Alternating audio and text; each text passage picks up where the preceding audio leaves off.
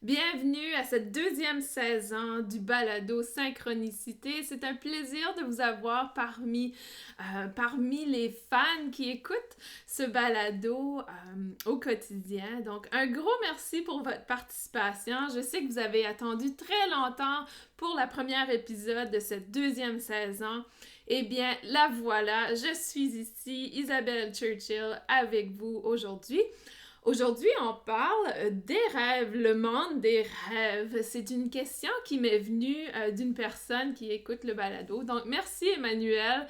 Ça me fait hyper plaisir de parler de ce sujet avec vous aujourd'hui qui est fort intéressant. Donc, le monde des rêves est quelque chose que la plupart des gens sur Terre ont vécu une expérience de rêve. C'est vrai qu'avec avec l'âge, des fois, en tant qu'adulte, on rêve un peu moins ou on n'arrive pas à se souvenir de nos rêves. Je ne vais pas aller dans le côté biologique du rêve parce que je ne cherche pas à expliquer le rêve avec la science, mais plutôt avec mon expérience que j'ai vécue et comment, dans le fond, les rêves peuvent affecter notre vie, mais aussi notre futur, notre passé, la façon qu'on a une perspective sur la vie autour de soi. Donc, le monde des rêves, il y a différentes théories, si on veut, sur ce que ça veut dire. Chaque rêve, pour moi, est très unique à chaque personne. Donc, des fois, vous allez voir des guides des rêves où ils parlent que si vous avez vu un renard dans votre rêve, ça veut dire telle chose. Si vous avez... celui qu'on voit souvent, c'est perdre nos dents. Hein? Les gens qui rêvent de perdre leurs dents, ça veut dire quelque chose. Donc, ou de voler, ou de tomber d'un édifice, dans un précipice, etc. Donc, souvent... Dans les livres d'analyse de rêve, il va apporter une analyse très générale d'un sujet spécifique. Alors que pour moi, le rêve est très unique à chaque personne. Donc, lorsque les gens viennent vers moi et me disent « Isabelle, j'ai fait ce rêve, qu'est-ce que ça veut dire? » Eh bien, cette question entame encore plus de questions de ma part. Donc, la première chose lorsqu'on rêve, pour moi, c'est de comprendre l'état émotionnel. Donc, si on rêve que l'on perd nos dents, est-ce que durant ce rêve, c'était traumatisant? Est-ce que ça te dérangeait pas du tout? Est-ce que les gens autour de toi réagissaient négativement, mais que toi, tu étais bien avec ça, etc. Donc, l'aspect émotionnel du rêve est extrêmement important. Il va nous guider justement dans ce qui se passe. Donc, la perte de dents souvent est associée justement à un événement, un gros changement dans la vie. Et les gens qui sont traumatisés par la perte de dents dans leur rêve peut vouloir dire que le changement qui s'en vient est épeurant, donc ça les terrorise.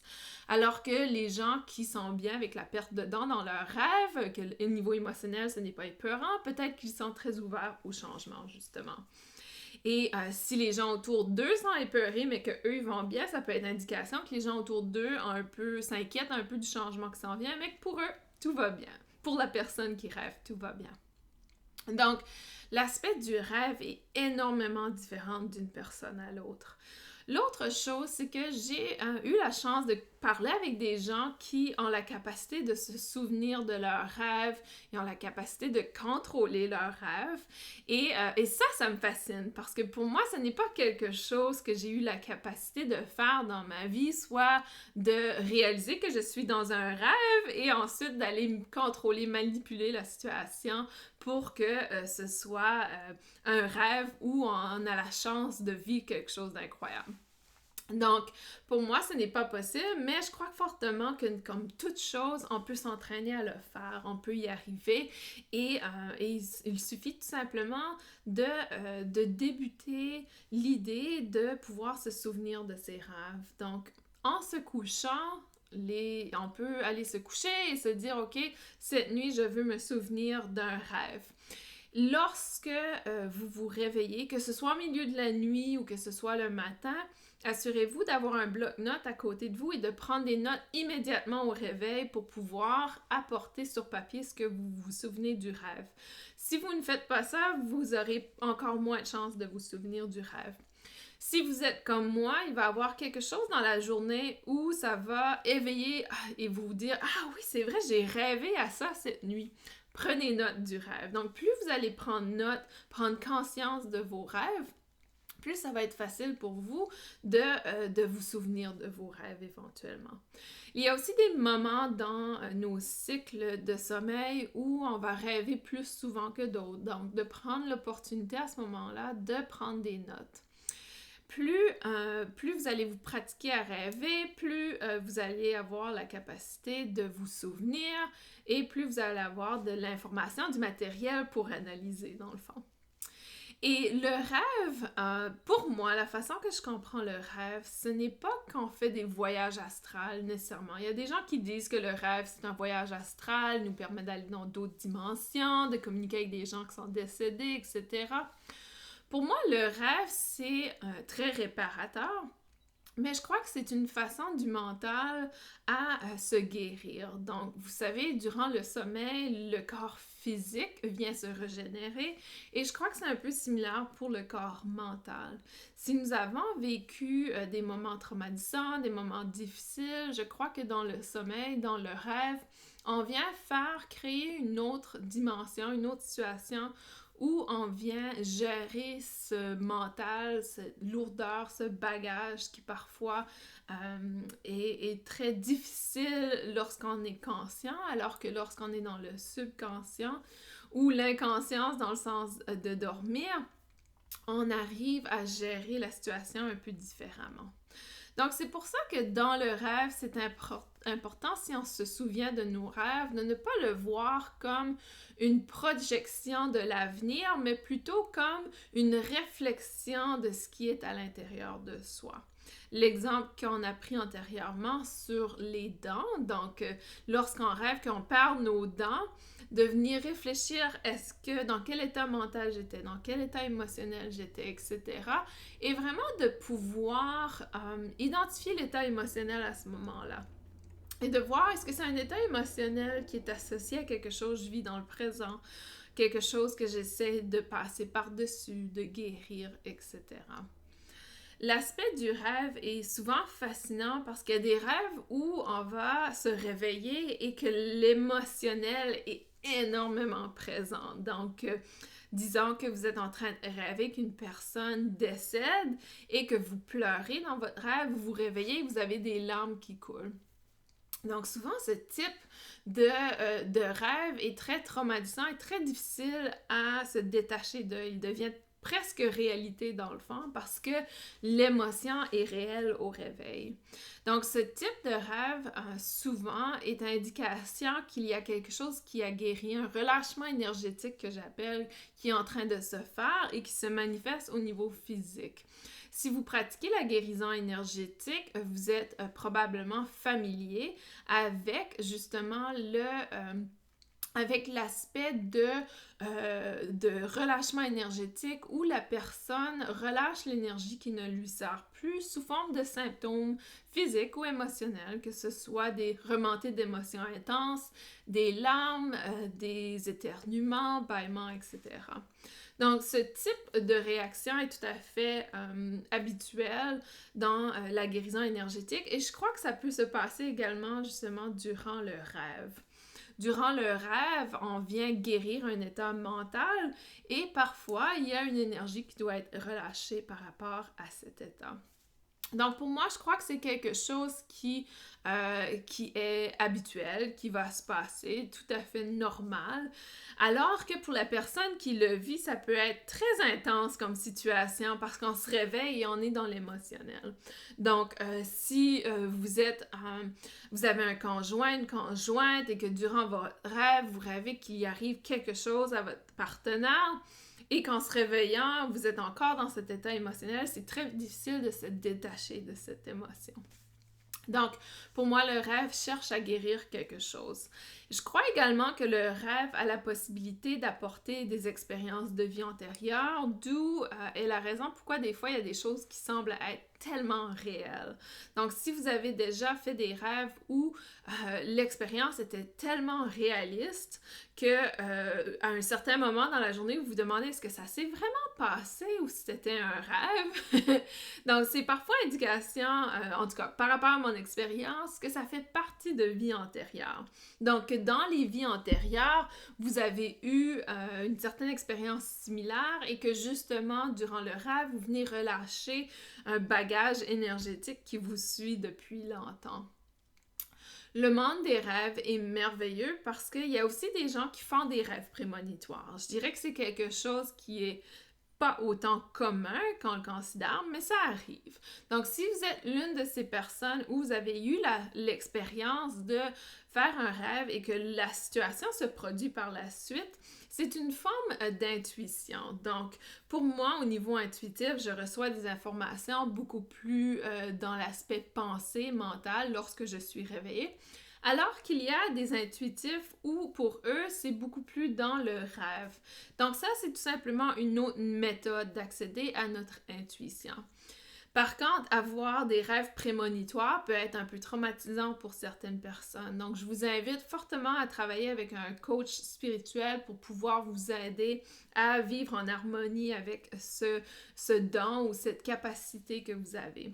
Je ne veux pas dire que c'est un don nécessairement parce que la plupart des gens ont une capacité intuitive, que ce soit au niveau des rêves, au niveau mental, au niveau spirituel, physique. Donc, vous avez la capacité d'accéder à votre intuition, mais pour certaines personnes, ça se présente sous forme du rêve.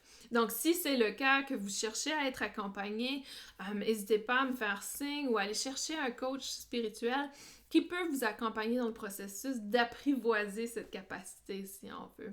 Parce que parfois, ça peut être très difficile de faire des rêves prémonitoires, surtout si c'est en lien avec des événements chaotiques, dévastateurs dans le monde ou en lien avec la mort d'une personne, par exemple. Donc ça peut être très difficile.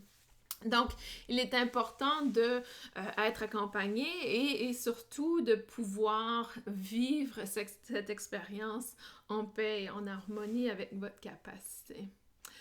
Le rêve est également un endroit où tout est possible. Donc, le rêve est vraiment le monde où tout est possible, qu'il n'y a aucune limite.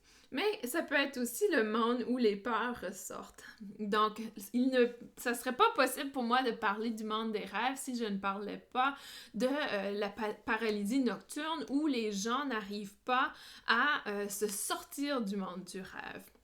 Donc, le sortir du sommeil. Et ça, des terreurs nocturnes, des terreurs de nuit, on le voit parfois chez les enfants. Donc, ça arrive où les enfants n'arrivent pas à sortir du monde du rêve, ils sont très terrifiés dans cette situation.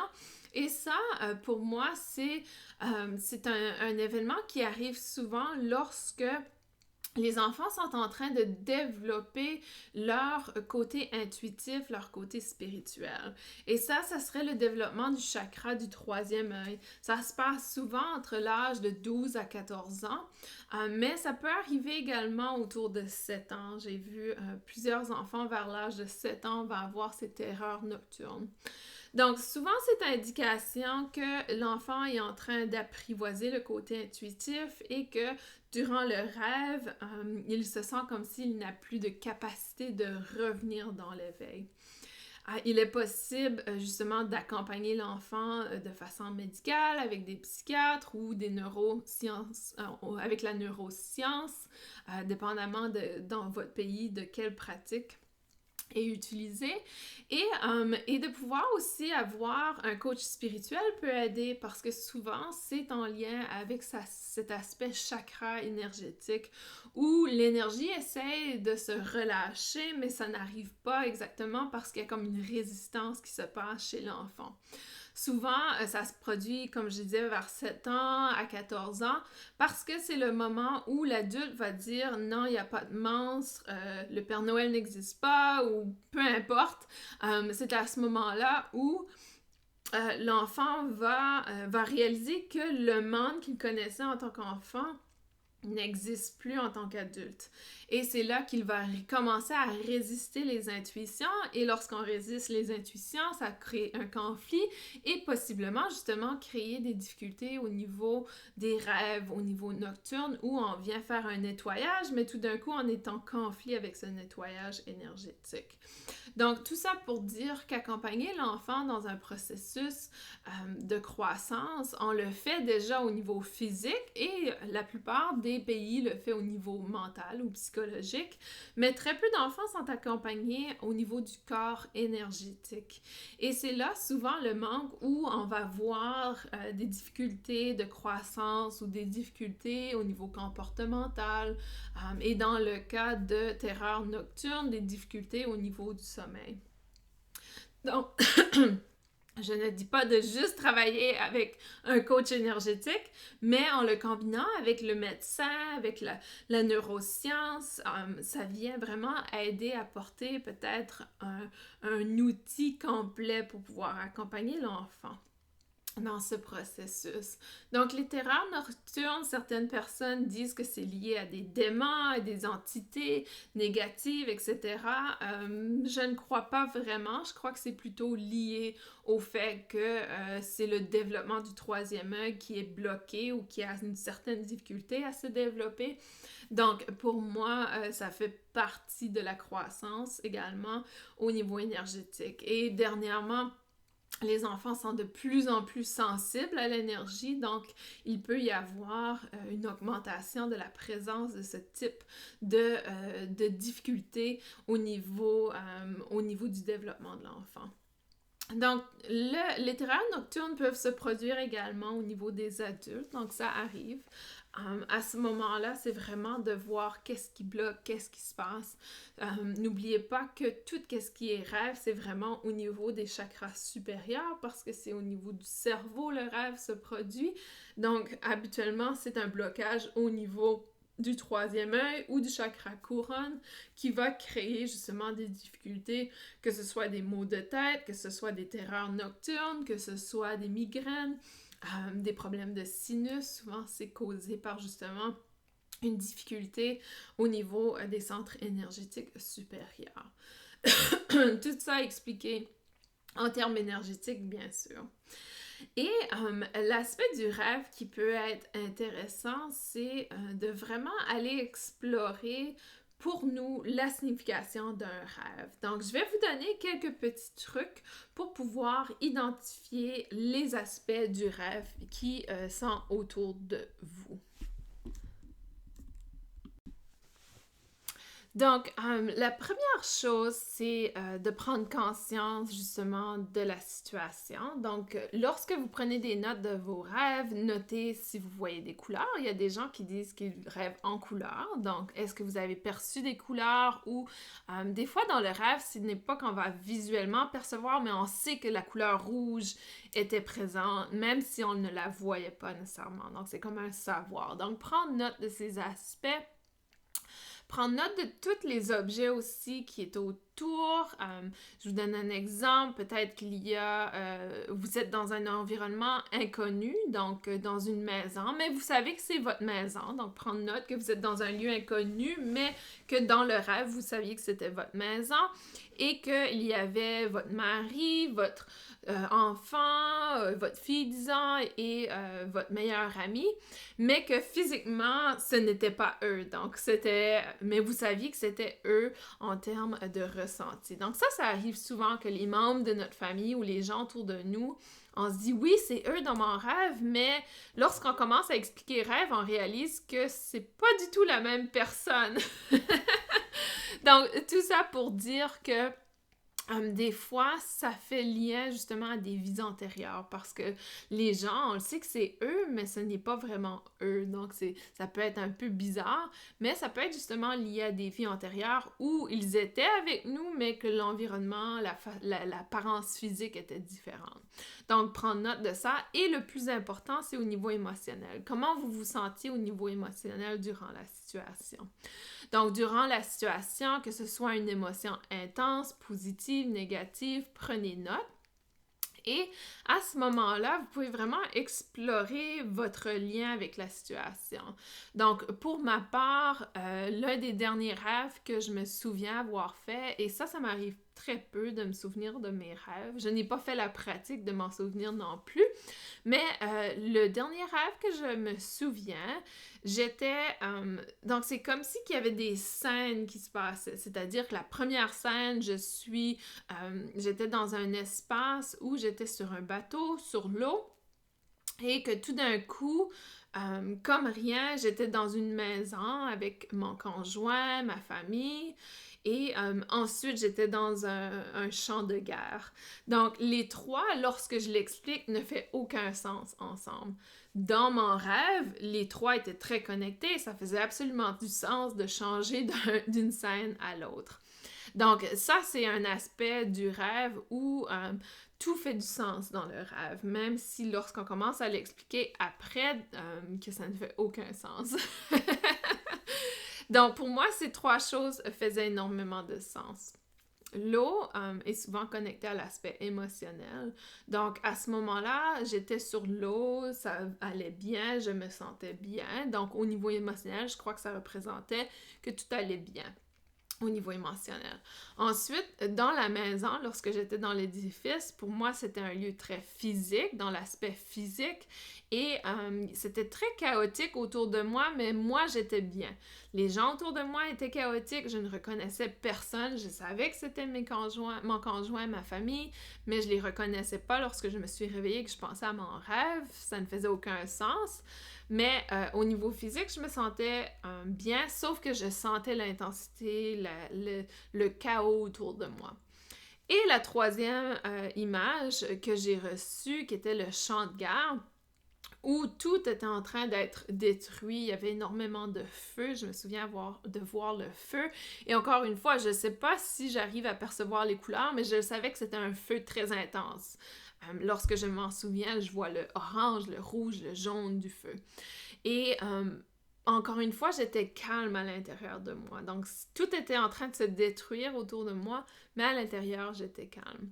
Donc, lorsque je me suis réveillée, j'ai pensé à ce rêve, je trouvais ça vraiment intéressant. Et j'ai essayé d'analyser, de voir qu'est-ce que ça veut dire. À ce moment-là, j'avais des difficultés physiques et je crois que je m'inquiétais un peu. Est-ce que ça va être à long terme? Est-ce que c'est quelque chose qui va me déranger pour longtemps, etc. Et pour moi, le rêve me disait que oui, tout paraît comme si c'est chaotique autour de toi. Ça paraît comme si les choses sont en train de tomber à l'eau, les choses sont en train de brûler, d'être dans la destruction. Mais à l'intérieur, tout est OK, tout va bien, pas besoin de s'inquiéter. Donc, c'est un peu comme ça que j'ai interprété mon rêve. Et c'est pour ça que je vous dis que c'est très important de vraiment aller l'interpréter selon vous, ce qui vous parle. Parce que le feu aurait pu être interprété comme quelque chose de très négatif, de très destructeur. Donc, alors que pour moi, au niveau émotionnel, je me sentais bien avec l'idée, tout allait bien, donc pas besoin de s'inquiéter par rapport à cet aspect. Donc, pour moi, de reconnaître l'émotionnel durant le rêve est l'une des choses les plus importantes. Parfois également, durant le rêve, nous allons avoir des symboles, des choses qui sont très symboliques, qui représentent des choses très générales au niveau spirituel dans notre vie. Donc, par exemple, la présence d'oiseaux.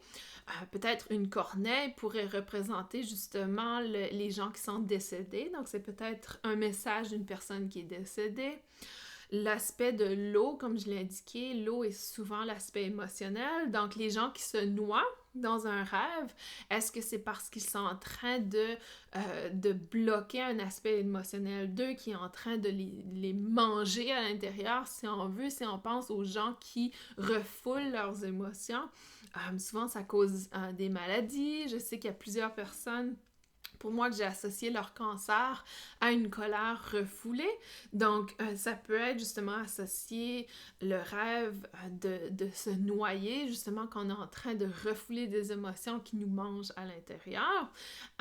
Donc, l'eau représente l'émotionnel, l'aspect aussi, des fois vous allez voir des animaux comme l'éléphant. Donc l'éléphant représente souvent l'aspect maternel, l'aspect, la force féminine. C'est une énergie très féminine, donc ça peut être en lien avec justement la maman, en lien avec l'aspect aussi maternel. Donc, de voir est-ce qu'on est en conflit avec l'éléphant dans le rêve ou est-ce qu'on est en harmonie avec l'éléphant peut faire une différence. Et il y a différents... Est-ce qu'il y a un soleil? Le soleil peut représenter justement cette énergie masculine, cette énergie de détermination, de croissance, d'évolution. Est-ce que c'est plutôt la nuit, la lune, énergie féminine, intuitive, capacité à relâcher, lâcher prise, à relâcher l'énergie, prendre du temps pour soi, prendre soin de soi. Donc, il y a plein de symbolismes qui peuvent être généraux, mais de toujours l'associer à l'émotion. Est-ce que j'étais en conflit avec la situation ou est-ce que j'allais bien dans la situation? Ça peut être aussi un message qu'on essaie de recevoir au niveau de nos guides qui viennent nous guider dans ce que l'on vit. Je me souviens avoir eu un rêve où j'ai vraiment perçu l'archange Michael. Il était présent et il me parlait et je me souviens à ce jour ce qu'il m'avait dit qui, à ce moment-là, m'avait vraiment guidée dans mon évolution. Donc, des fois, on a des rêves comme ça aussi où ça va être... quelque chose de supérieur à soi qui vient nous apporter un message pour pouvoir nous permettre d'avancer dans notre processus. Donc, de rester ouvert à ces messages et vraiment, si on prend des notes, si vous avez un journal et que vous apportez les messages que vous recevez durant les rêves, éventuellement, ça fait du sens. Et ça, c'est ça qui est plaisant. Faire attention de ne pas juger le rêve d'une autre personne, par contre, de l'analyser de façon générale, c'est extrêmement important. Souvent, je vais voir les gens qui disent « Ah, j'ai rêvé telle chose, qu'est-ce que ça veut dire? Oh, ça veut absolument dire ça », sans demander à la personne quelle était l'émotion, comment tu te sentais, etc. Donc, il faut faire attention parce que même si toi et moi, on rêve la même chose, ça ne veut pas nécessairement dire la même chose. Donc, ça ne veut pas dire le même message ou la même expérience. Donc, il faut vraiment faire attention de ne pas venir généraliser la situation et d'apporter le message qui ne correspond pas vraiment au rêve. Donc, le rêve est tout à fait unique à chaque personne et c'est vraiment dans l'état émotionnel, dans la situation et aussi en venant vraiment aller dans le ressenti et qu'est-ce qui vous parle? Est-ce que ça vous fait du sens que ça voulait dire telle chose ou pas? Et des fois, ça ne veut absolument dire rien du tout, ça veut tout simplement, ça vient tout simplement du fait qu'on vient de guérir un aspect qui devait guérir. Ça arrive des fois qu'on a des stress, des conflits dans la journée et durant le rêve, on vient régler ce conflit. Et c'est pour ça que souvent les gens vont dire la nuit porte conseil, donc ça nous permet justement de laisser aller certains aspects qui nous bloquaient dans la journée, que le matin lorsqu'on se réveille, ce n'est plus une problématique. Donc est-ce que ça vous est déjà arrivé d'aller vous coucher et que vous disiez « Ah, j'ai tellement de difficultés avec cette idée, je sais pas qu'est-ce que je vais faire avec cette information, ah, j'aime pas ça, je sais pas c'est quoi la solution ». Vous allez vous coucher, vous réveillez le lendemain matin et tout est clair. Ah ben oui, ça fait du sens, maintenant je vais prendre cette décision. Donc c'est tout simplement parce que le rêve permet justement d'aller vraiment guérir ces aspects, ces blocages mentaux qui nous empêchent de bien réfléchir, de voir clair, de vraiment aller dans l'exploration de ce qui est la solution pour soi. Donc, le rêve, c'est fascinant comme aspect. C'est un aspect qui nous connecte au niveau physique, mental et spirituel. Et ça vient vraiment apporter cet équilibre au niveau des trois corps également parce que le rêve permet de régénérer le corps physique, il permet de régénérer le corps mental, il permet de nous connecter, nous brancher en quelque sorte au corps énergétique, à l'aspect spirituel, l'aspect de nos guides et vraiment aller chercher des réponses si on veut d'une autre façon. C'est un autre outil qui peut nous guider dans notre vie. Mais de faire attention que c'est très rare les rêves prémonitoires. Ça arrive à certaines personnes et si ça arrive, habituellement ça arrive en occurrence durant la vie, donc ça arrive à plusieurs reprises, alors que en général, nos rêves ne sont pas prémonitoires, mais plutôt guérisseurs du passé, guérisseurs du présent, et ils nous permettent d'avancer dans notre futur, dans notre cheminement. Si vous avez des questions par rapport à vos rêves, vous voulez partager des rêves, n'hésitez pas à le faire. Vous pouvez connecter avec moi sur Facebook. J'ai une page Facebook Synchronicité. Si vous n'avez pas Facebook, il y a également le site web Podbean où j'ai installé mon balado. Donc, vous pouvez placer vos commentaires sous Podbean. Et vous avez également accès à m'envoyer un courriel, isabellesavoie@gmail.com. Donc, vous pouvez m'envoyer un message à cet endroit ou également info@isabelleschurchill.com, un autre courriel que vous pouvez accéder. Ça me fait super plaisir d'entendre parler de vous. J'étais très heureuse d'avoir la question d'Emmanuel par rapport aux rêves. J'espère, Emmanuel, que ça répond à tes questions. Et aussi, n'hésite pas à partager avec moi si tu as d'autres questions. Si vous avez des suggestions de balado, n'hésitez pas à le faire. Cette saison, je cherche à avoir des invités. Donc, lorsque je serai un peu plus préparée, j'aurai des invités avec vous, avec nous, durant cette heure, durant ce balado. Et des sujets assez fascinants. Donc, je cherche à aller beaucoup plus profondément dans la spiritualité, dans l'intuitif. Cette saison-ci, ce n'est plus l'éveil de la conscience, mais plutôt vivre l'éveil de la conscience ou vivre dans la conscience. Donc, on va aller explorer l'aspect multidimensionnel de soi. On va aller explorer l'aspect de comment approfondir son côté intuitif. C'est quoi le sixième sens? Qui sera le prochain épisode. On va vraiment parler du sixième sens et comment le développer. Et comment faire de la communication animale. Donc, on va parler de plein de choses dans cette saison. Donc, maintenant que vous avez passé par-dessus l'éveil de la conscience, on vient approfondir notre conscience, notre capacité à connecter avec l'aspect énergétique qui n'est pas toujours facile à percevoir. Si vous êtes nouveau au balado, je vous invite à aller écouter la première saison. Ça va vous donner une meilleure idée de ce que l'on va parler cette saison-ci. Si c'est trop farfelu pour vous, allez voir la première saison. Peut-être que ça va être un peu plus en lien avec l'endroit où vous êtes dans votre évolution, dans votre éveil de conscience. Et d'ici la prochaine épisode, je crois que je vais avoir été en Égypte. Donc, je pars en Égypte le mois prochain. Et je crois que ça va être l'épisode 3 où je vais partager avec vous mon voyage initiatique en Égypte. Nous allons parler de toute la technologie égyptienne, la science qui combinait la religion.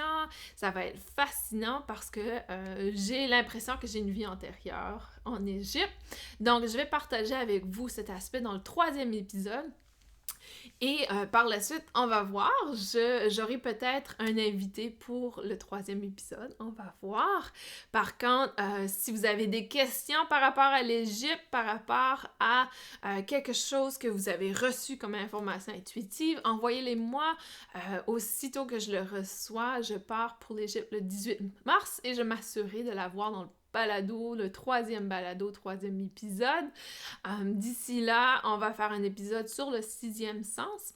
Je crois que j'aurai le temps de l'enregistrer avant mon départ pour l'Égypte.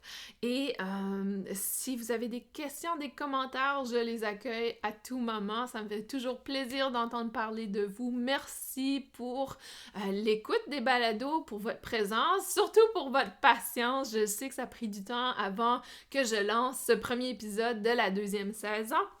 Mais je peux vous garantir que ça va être de plus en plus intéressant à partir d'aujourd'hui, le prochain épisode sur le 6e sens. Envoyez-moi vos questions, ça va me faire plaisir d'y répondre et aussi de vous aider dans ce cheminement, cette exploration de comment développer notre 6e sens. Je vous embrasse, je vous souhaite une belle fin de journée et on se revoit très bientôt pour le 2e épisode. À la prochaine!